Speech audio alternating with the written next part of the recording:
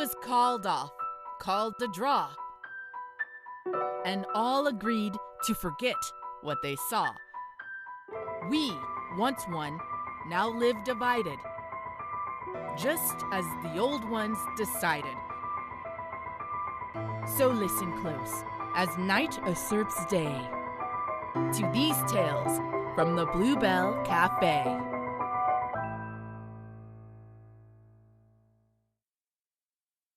Be seated, and let the trial of Jules Manalo Alvarez commence.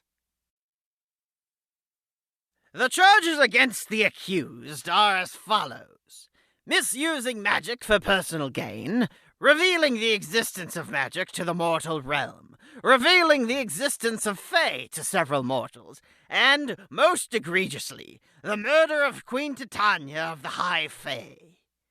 Queen Titania was a member of the High Council, and one of the last remaining of the Old Ones. She was well loved and is much missed. How does the accused respond to the charges? Can I respond to each individual charge, or do I have to just respond to all at once? You must respond to all at once. But, hypothetically, if someone were to be charged with multiple crimes, but this person, not me, this is hypothetical, that person only committed some of those crimes, what if they wanted to plead guilty to just the ones they committed, but not the ones that they didn't commit? Hypothetically. This is a trial, not a negotiation. We are not interested in revising a justice system that has worked for us for millennia because of the criticisms of a young hybrid. Okay, then. I plead not guilty. Very well. Then each side may present 3 witnesses and any evidence they have gathered to support their case. The accusers may present their first witness. Thank you, Visra. I, Siobhan, will speak for the council on this matter. Our first witness is Malcolm, a young dryad who worked in Titania's palace. Malcolm! Rise and come to the stage.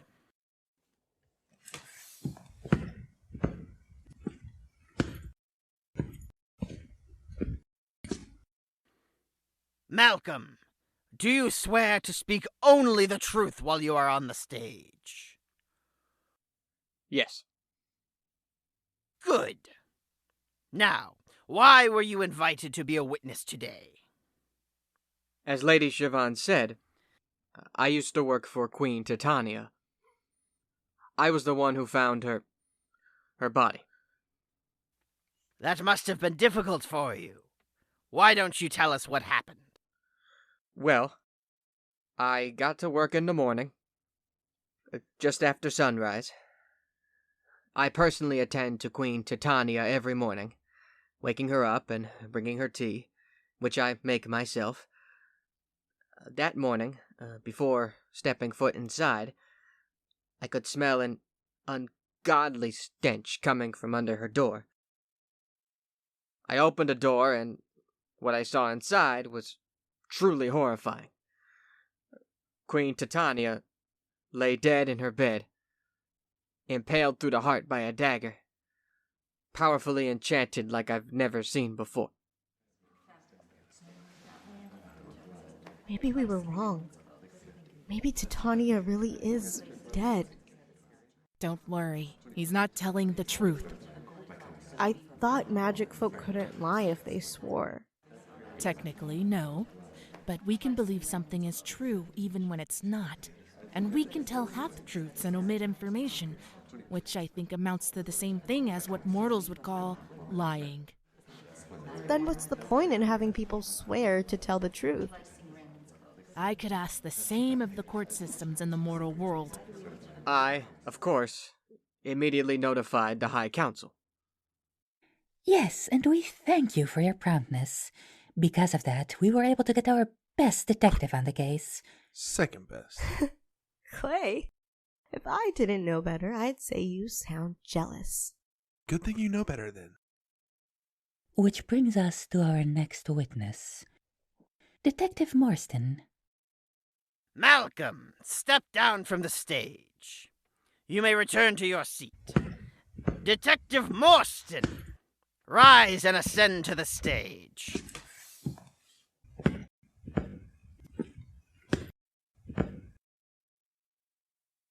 Detective Marston, do you swear to speak only the truth while you are on the stage?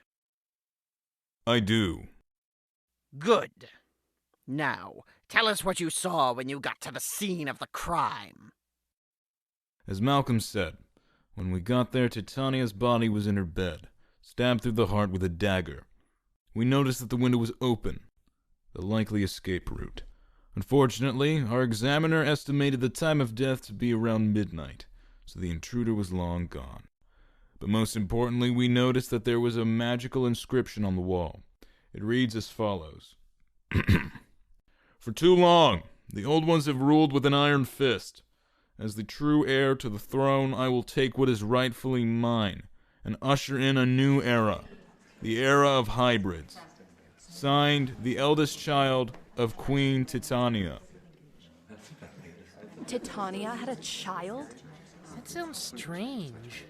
Hybrids are a disease. Talk about heavy-handed. Can you imagine me writing that? Of course, our first thought was Titania's only known offspring, the very clay sitting on the defendant's bench. But he had a rock-solid alibi, as he happened to be working the graveyard shift that evening, and in any case, he's no hybrid. But the fact that it must have been a bloodline relative of Titania seems obvious. The strength of the enchantment on the dagger surely could have only come from her offspring. Objection. There should be no room for speculation in these statements. Your concern is noted. Rest assured that the final judgment will be based solely on facts. In any case, we struggled to move forward with the case for a while, since we had no other prior knowledge that Titania had any other living children. Fortunately, we received a tip from a close confidant of Titania's. Thank you, Detective Marston. You may step down from the stage. My pleasure. I counsel. You may call your final witness. Thank you, Visra. Our final witness happens to be the same helpful individual who aided Detective Marston in their investigation. Renata Mayweather. Traitor. Renata Mayweather, ascend the stage. Aunt Renata? You both know her? Renata Mayweather. Anya, how do you know her? Do you swear to speak only the truth while you are on the stage? You'll know soon enough. I do. You may present your statement. I was a close friend of Titania for millennia. We were children together.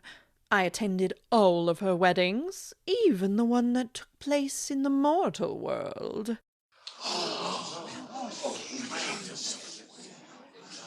Titania used to travel to the mortal world to gain information about mortals to help protect us and keep our world safe. But on one such trip, she met and fell in love with a mortal man. She lived with him, married him, and bore him a child that they named Jules Manalo Alvarez. I met the child myself. What? What did she just say? Queen Titania bore a hybrid? I don't believe any of this. Where's the proof? This is ridiculous. Oh, of course. It all makes sense. How could she do this? Order in the hall! Renata, continue with your statement. The man was the proprietor of a shop called the Bluebell Cafe. Titania eventually appeared to come to her senses and returned to Parima with me, after much convincing on my part. I, unbeknownst to her, continued to keep an eye on Jules. They inherited the cafe when their father passed. They appear to live a normal life. However, I discovered that they were angry at Titania for abandoning them. They wanted revenge. So they have been infiltrating our world, plotting a rebellion against our leaders, the High Council. The inscription at the scene of the crime confirms it. They have killed their own mother for revenge, and they will follow suit with the rest of our High Council if they do not face their punishment today. Lies. Silence! You will have your chance to speak. Renata, you may step down from the stage. High Council, have you any additional evidence to present? No, Viscera. We believe our witness's testimony speaks well enough alone. Very well. Then the defense may call their first witness to the stage. All right, Jules, just like how we practiced. I would like to call my friend Irida Choi to the stage. Irida Choi, rise and come to the stage.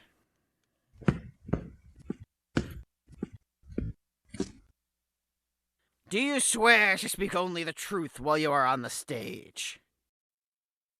I do. We would like to call into question the veracity of any statements this witness makes on the stage. As we all know, hybrids are not magic bound to honor their swears as purebloods are. I may not be bound by magic, but I assure you I am bound by my own honor. The honor of a hybrid? How reassuring. High Council, you are our arbiters of justice. Shall we hear the statement from this witness? How is it fair that they get to decide what the rules are in a game that they're playing? Who said anything about fair?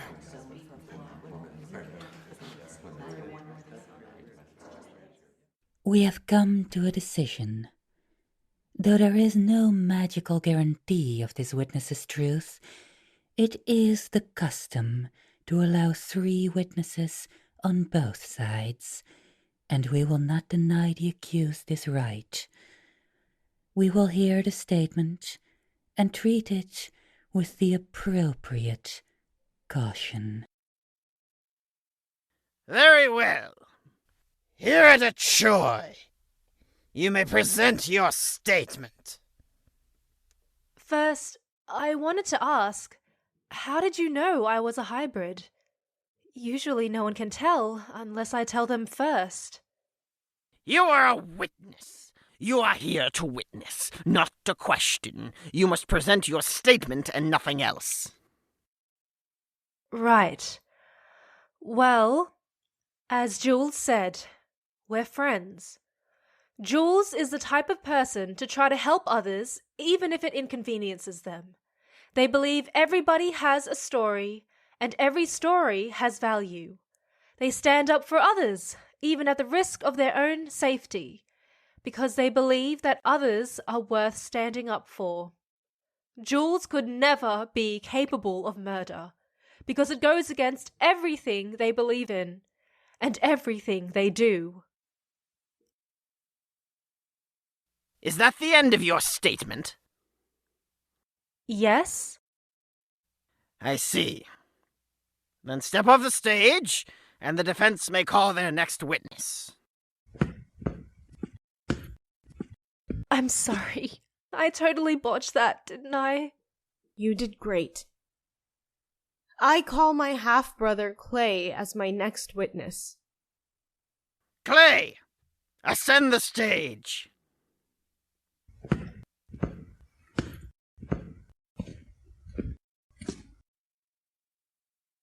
Clay, do you swear to speak only the truth while on the stage? I do. Then you may present your statement. I'm Jules' half-brother. I'm also a detective formerly employed by the High Council to investigate Jules' alleged involvement with the murder of Queen Titania. As you learned from a previous witness, Titania was Jules' mother. She was my mother as well. The High Council would have you believe that Jules is a ruthless, matricidal rebel. In my investigation, however, I discovered the real Jules. A straightforward klutz, and a kind, hopeful person who had the misfortune of being caught between two worlds. I testify before you today that, prior to them being charged with these crimes, Jules had little to no knowledge of Parima, and in fact, had never stepped foot here before. And if this is not enough to convince you, I have reason to believe Titania is alive. I regret that we are not able to provide more tangible proof at this time, but I have sworn to tell the truth and I am bound by that. I truly believe that our mother still lives, and her presence will prove Jules' innocence. If she is listening, I hope she will step forward and do her duty as a mother to protect her child. It seems she has not come. Pity. Clay, step down. The defense may call their final witness to the stage. Thanks, Clay. I call Anya Fairwinds as my final witness. Anya Fairwinds, rise and ascend the stage.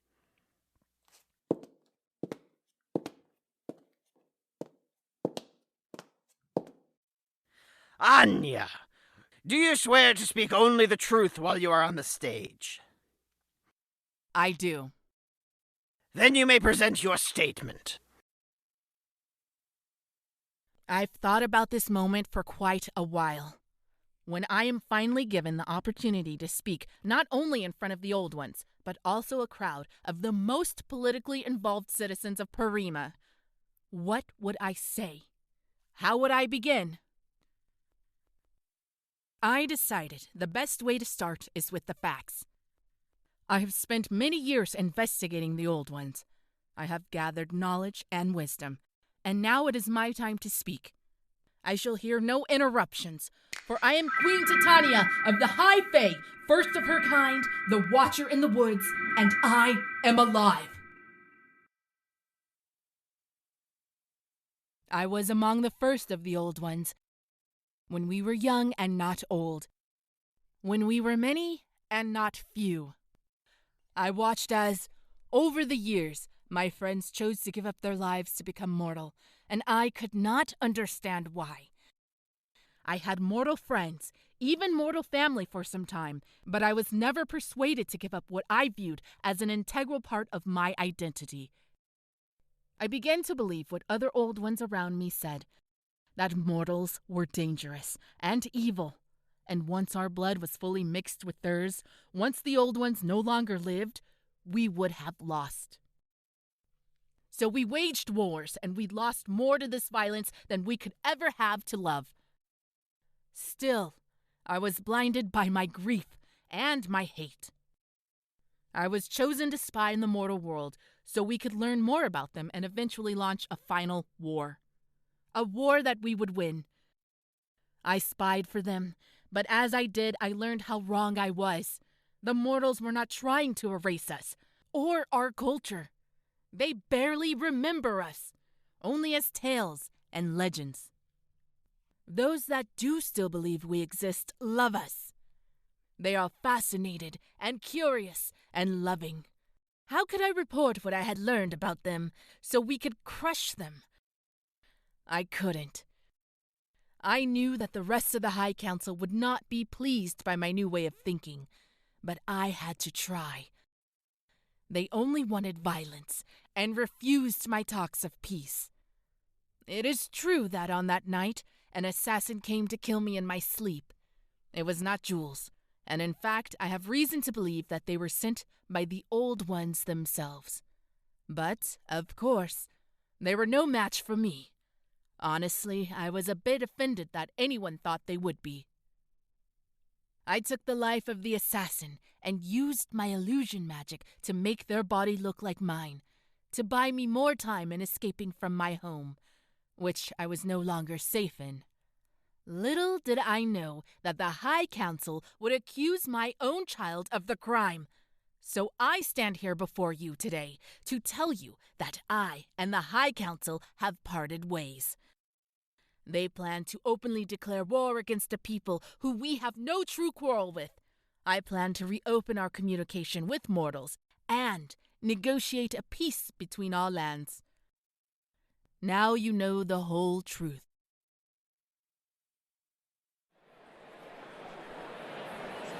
There is no way any of this can be true. Ha! I knew it! Jules is innocent. What just happened? I don't know. Silence!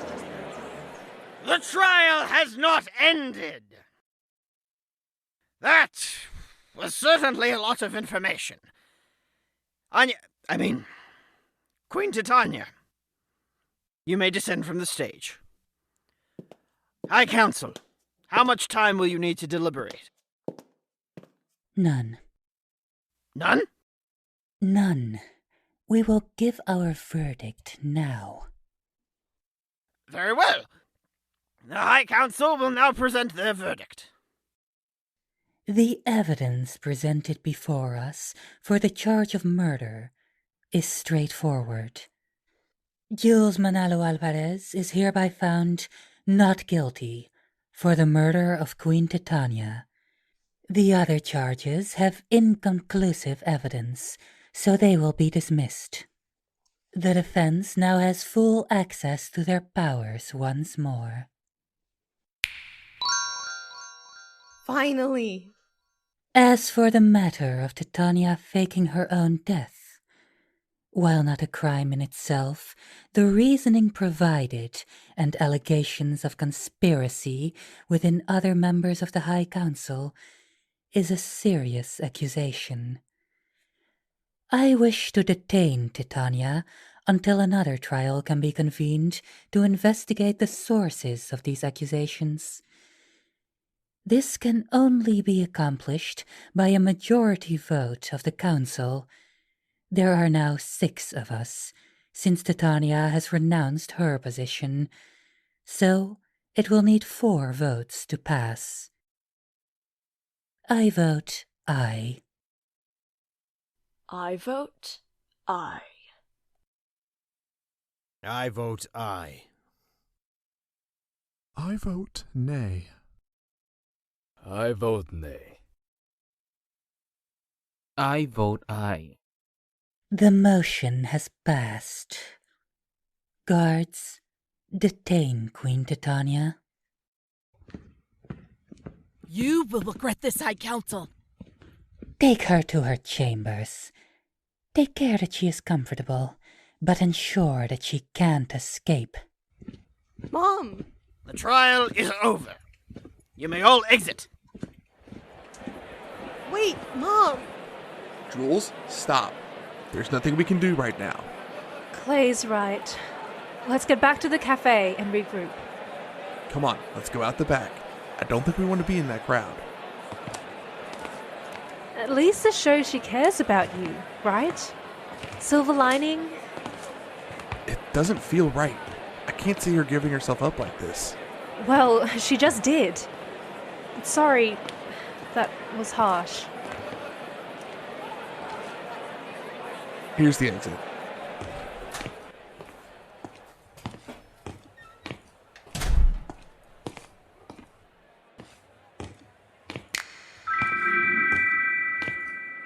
I'm sorry, I couldn't risk you crying out.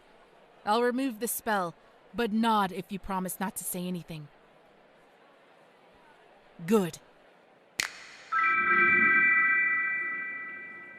I hear you've met Zame and Huron already. They've been planted as guards for months now. Didn't they do a great job? Hi. Good to see you again. What? You promised. You can't go back to the cafe. They will not forgive what happened here today. I'll keep you safe as long as I can.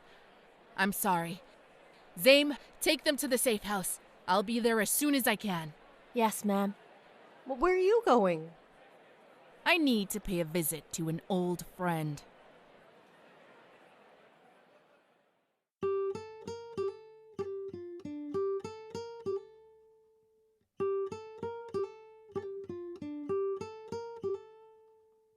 Episode 9, The High Council v. Jules, Manalo, Alvarez, was written, directed, and sound edited by Kiana Triana, with script edits by David Wu and Perry Paring, and music by Tamar Chimenian.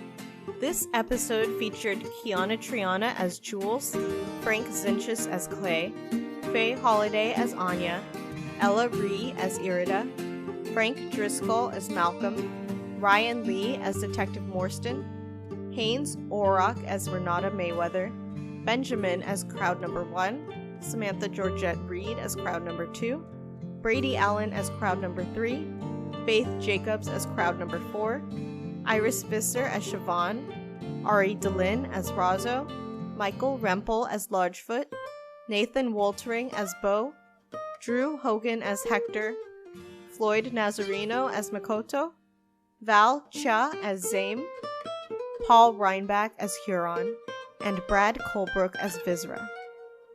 If you enjoy our show, please support us by subscribing to us through your preferred podcasting app, following us on social media, or checking out our website. Thank you for listening!